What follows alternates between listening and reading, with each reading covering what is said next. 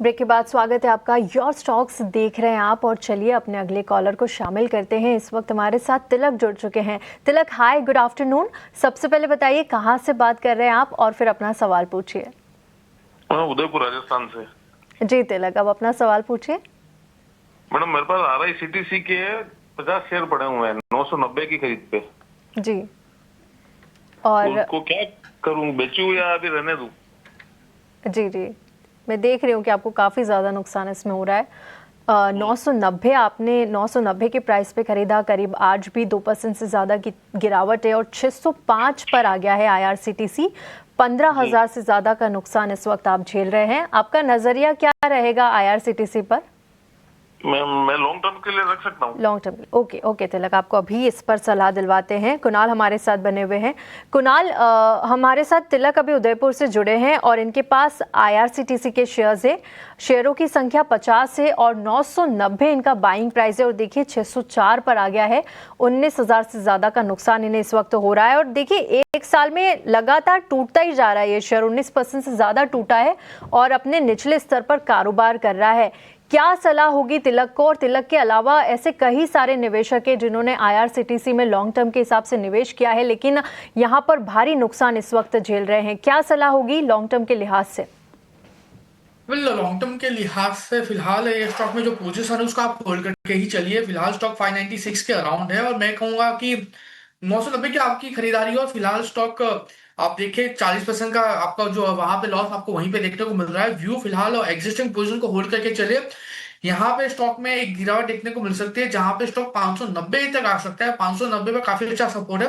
590 का सपोर्ट लेके वापस स्टॉक आपको एटलीस्ट 740 से लेकर 800 तक के लेवल दिखा सकता है। सो ओवरऑल जो लॉन्ग टर्म के लिए जो नजरिया है वो एक बार फिलहाल होल्ड करके चलने का है। 590 आता है, एक बार आप एवरेज करके चलिए।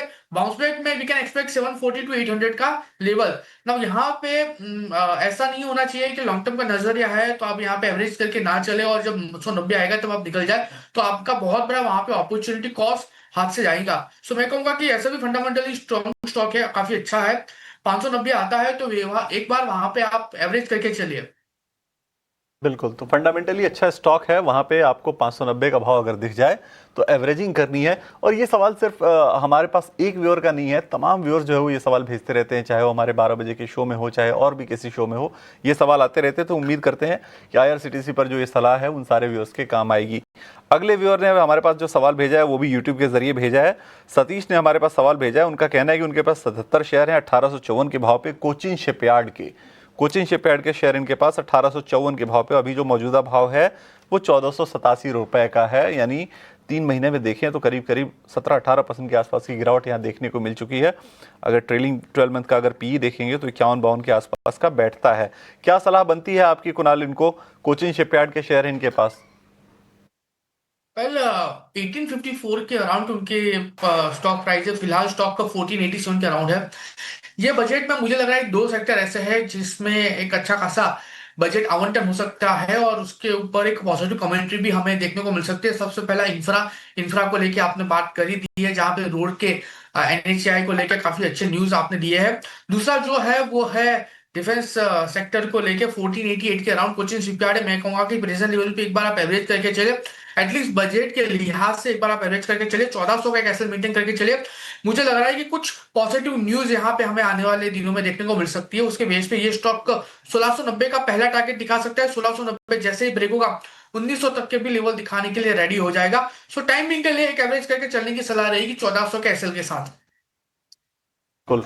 चलिए, तो ये सलाह आपको मिल गई, लेकिन एक